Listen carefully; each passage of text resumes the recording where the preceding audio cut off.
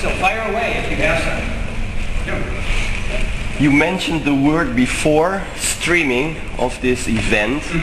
What about streaming parts of the IAC, like the plenary sessions? Will that, is it happening? Will it happen? Well, you know, the IAC, I think you all share this in organizing the SGC. We have our plans, and then sometimes we don't realize all of them. We are going to try to do some streaming video of the plenaries as well this year. I don't know if it's all going to work out or not. I must say that one of the things we find is that our agenda, it's really, the agenda is so large, there's so many things we're trying to do that inevitably some of them we're not going to succeed on every year, and we'll pick them up next year. But the simple answer is yes, we intend to do streaming video. Also, just so you know, our goal, each of you who registers for our Congress gets a CD. Many of you are probably familiar with that.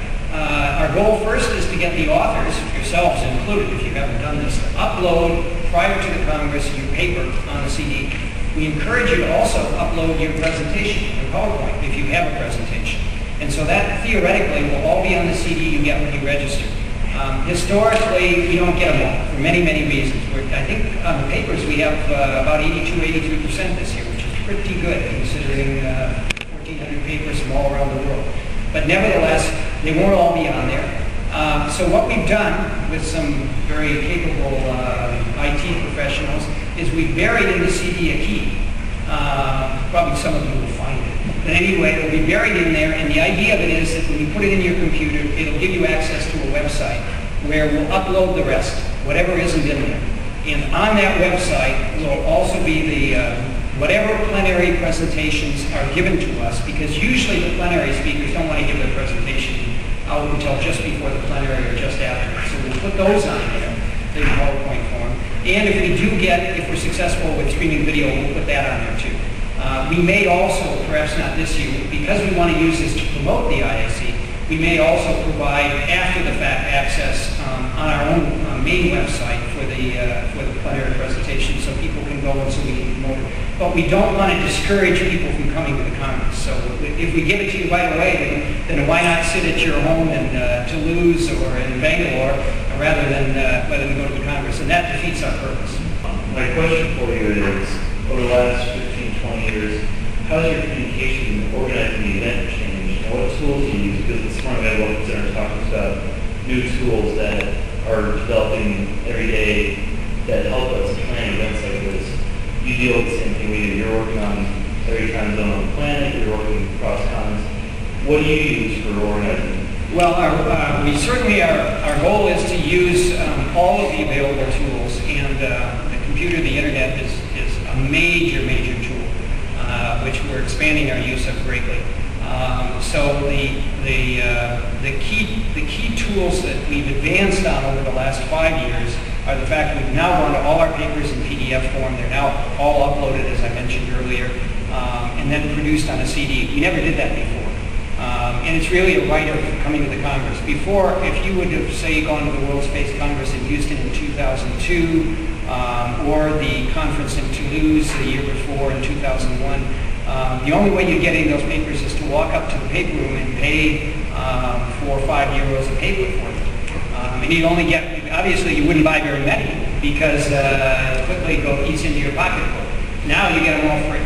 So that's one thing. The other thing is in organizing, and that was your key point, we're using our website more and more as a tool for organizing. And we want to have these technical committees, for instance. The technical committees have a key role in organizing the conference. We want to have them do a lot of their paper sorting and evaluation on the web.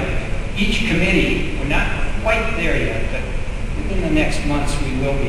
Each committee has its own spot on that website with their own separate login. So if you're a member of the Space Transportation Committee, you can log on there and you could do your evaluation. You can also, you see, the key thing for us is not to just have it focused on the Congress. That's important, but also have it focused on information exchange in general.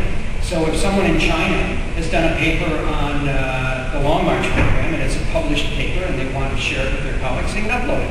And it's available to all of you. It might be a professional paper that isn't normally published, but it's publicly available, and they make it available to you.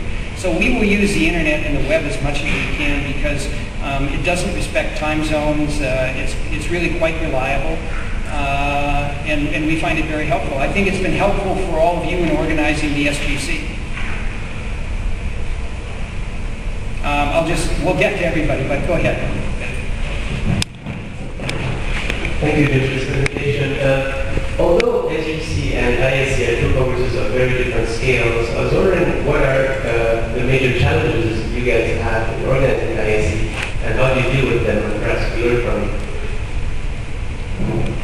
I think one of the major challenges in organizing is simply the sheer scope of the event.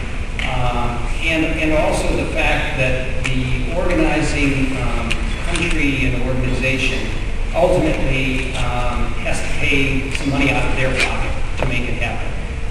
It isn't, these conferences are not money-making events for the organizers. They're events that they do for many other reasons, one of which is prestige, the opportunity to use the conference to promote the space programs in their country and in their regions. And so it's all about money when it comes to organizing. But these are very, very complicated events if you think about it. Today there's this meeting, there's a UN IAF workshop for people, managers and others from developing countries who are looking at water resources management, the use of space technology for water resources management. They meet for 2 days. There are numerous additional events that are taking place during the week.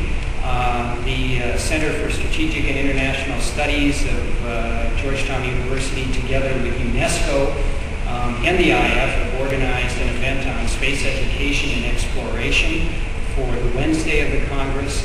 And all of these things are happening at the same time with so many formal meetings that are also scheduled. So keeping track of it all, having the logistics available to support it is a daunting task. Our colleagues from the University of Valencia, which have put this together, their eyebrows would go up if they were sitting in this room. They've done a marvelous job.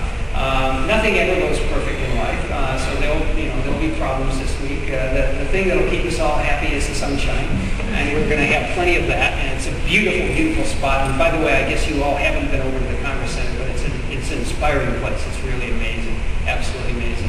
But each year the problems are a little different because the setting and the logistics and even the cultural issues are different in every part of the world. I take it as a challenge, but I also think it enriches us. It enriches us personally and professionally to adapt to those new situations. So it's tough, but it works. And by the way, all of you can help us. I talk about organizations because the IAF is a federation of organizations.